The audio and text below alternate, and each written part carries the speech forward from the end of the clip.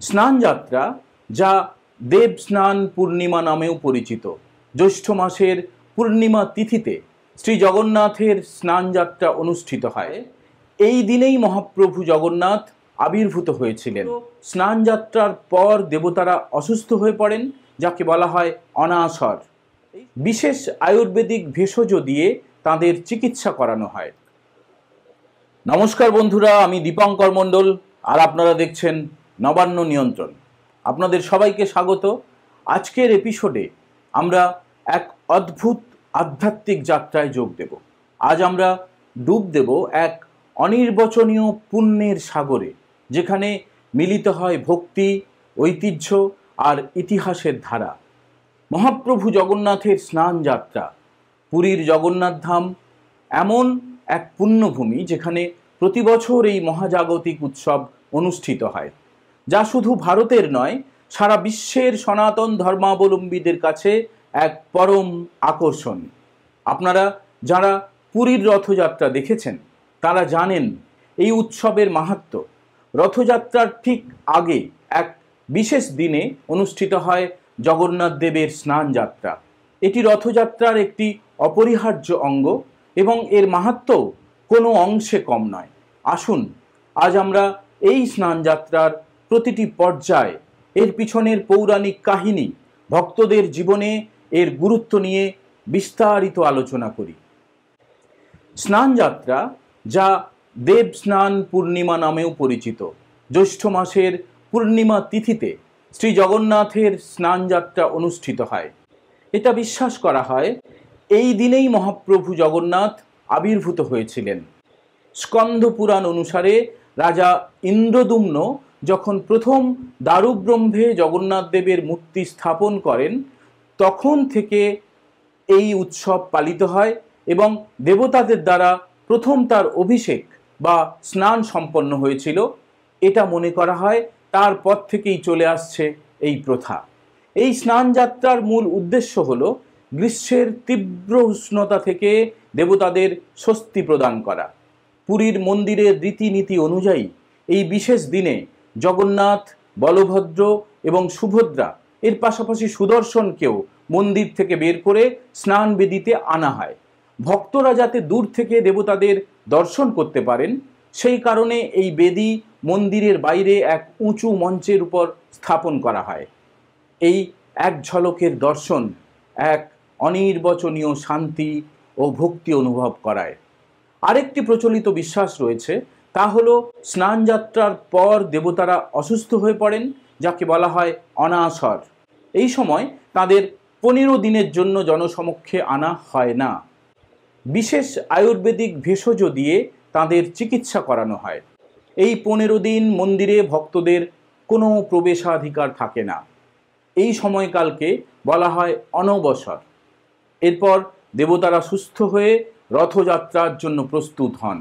এই অনাসর লীলার মাধ্যমে ভগবান মানব রূপে ধরা দেন, যা ভক্তদের আরও কাছে টেনে আনে। স্নান যাত্রার দিন ভোর থেকেই উৎসবের প্রস্তুতি শুরু হয়ে যায়। প্রথমে দেবদেবীদের পহণ্ডি করে, অর্থাৎ ধীরে ধীরে দুলিয়ে দুলিয়ে স্নান বেদি পর্যন্ত আনা হয়। এই পহণ্ডি দর্শন করাও এক অসাধারণ অভিজ্ঞতা। লক্ষ লক্ষ ভক্ত এই সময় মন্দিরের চারপাশে ভিড় জমান। এক ঝলক দর্শন পাওয়ার আশায় তারা দীর্ঘ অপেক্ষা করেন। স্নান বেদি পর্যন্ত আসার পর দেবদেবীদের বিভিন্ন ধরনের সুগন্ধিযুক্ত মন্ত্রপুত জলে স্নান করানো হয়। এই জলের উৎসও কিন্তু অত্যন্ত পবিত্র। মন্দিরেই রয়েছে সোনা কুয়া বা স্বর্ণকূপ, সেখান থেকে জল আনা হয়, যা 108টি কলসিতে ভরা থাকে। এই জলে কর্পূর, চন্দন, কেশর, ফুল, সুগন্ধি মশলা, এই ধরনের ভেষজ মিশ্রিত থাকে। এই জল শুধুমাত্র পবিত্রই নয়, এতে থাকে এক ঐশ্বরিক স্পর্শ। স্নানের পর দেবদেবীদের গজবেশ বা হাতির বেশ ধারণ করানো হয়।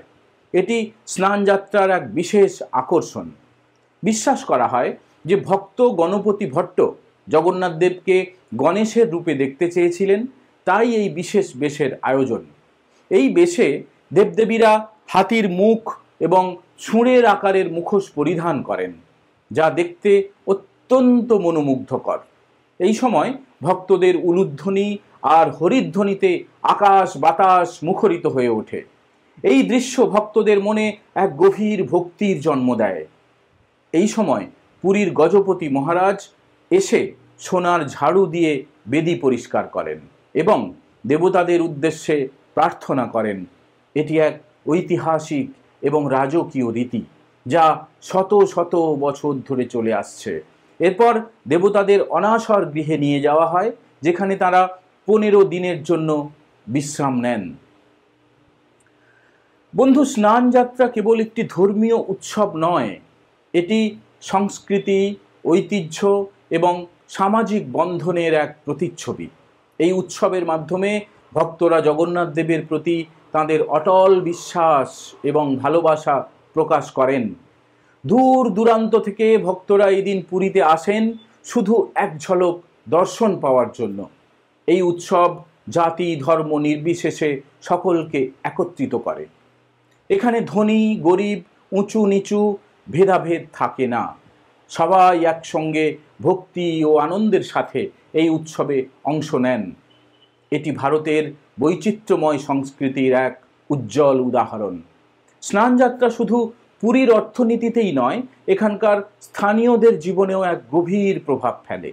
এই সময় পর্যটকদের আগমন এখানকার স্থানীয় ব্যবসা বাণিজ্যকেও আরও চাঙ্গা করে তোলে। স্নানযাত্রার মাধ্যমে ভগবানের মানবীয় রূপের প্রকাশ হয়। দেবতারা যে আমাদেরই একজন, আমাদের সুখ দুঃখের অংশীদার, এই বার্তাটি এই উৎসবের মাধ্যমে আরও স্পষ্ট হয়ে যায়।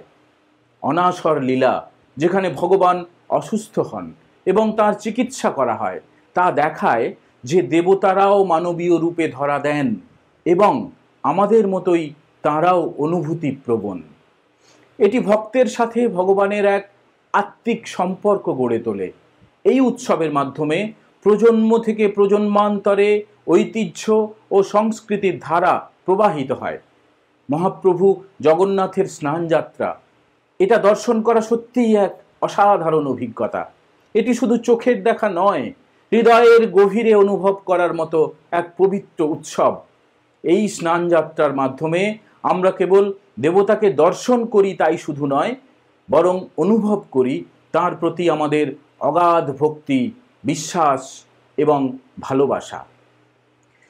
এটি আমাদের মনে করিয়ে দেয় যে আধ্যাত্মিকতা কেবল আচার অনুষ্ঠান নয়, এটি জীবনের প্রতিটি ধাপে ভালোবাসার বন্ধন গড়ে তোলার এক মাধ্যম।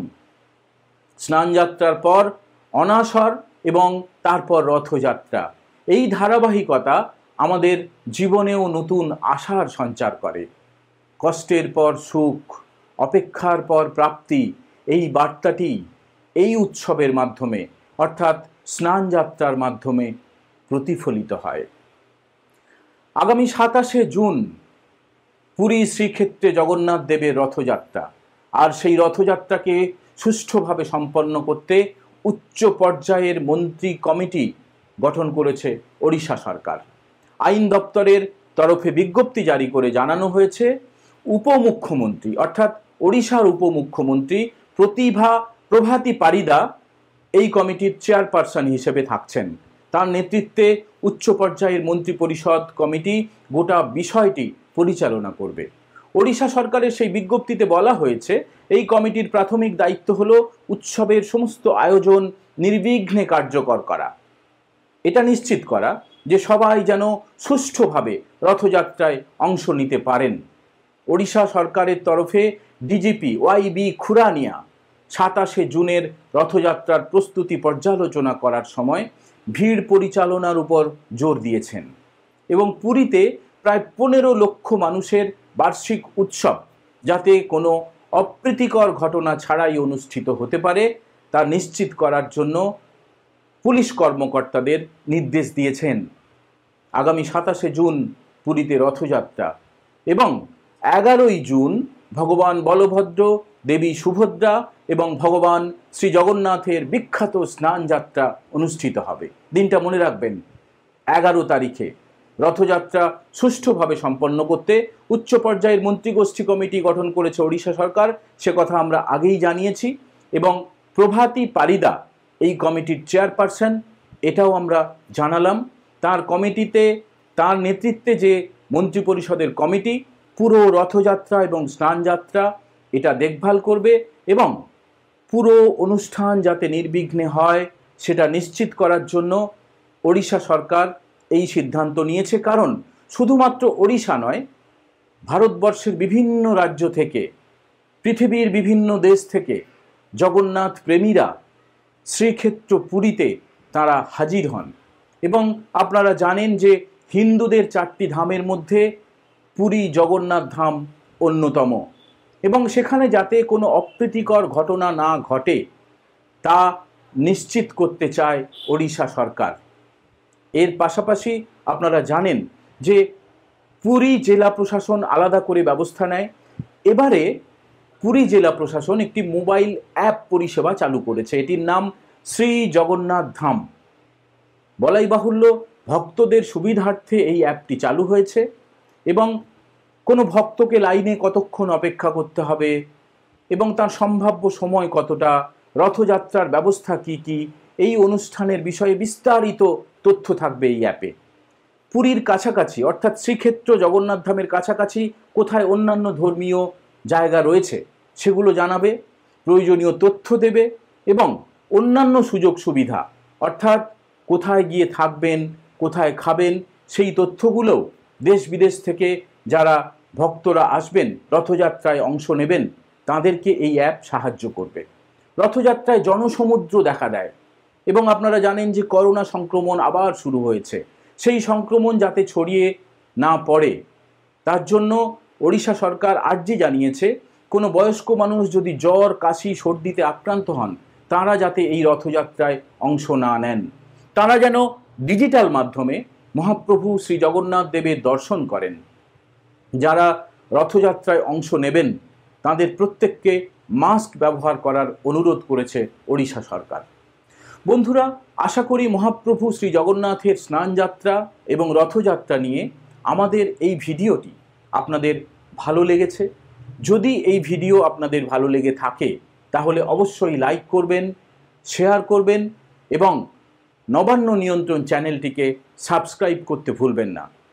এর পাশাপাশি আপনারা বেল বাটনেও কিন্তু প্রেস করবেন। আপনার মূল্যবান মন্তব্য জানাতে পারেন কমেন্ট বক্সে।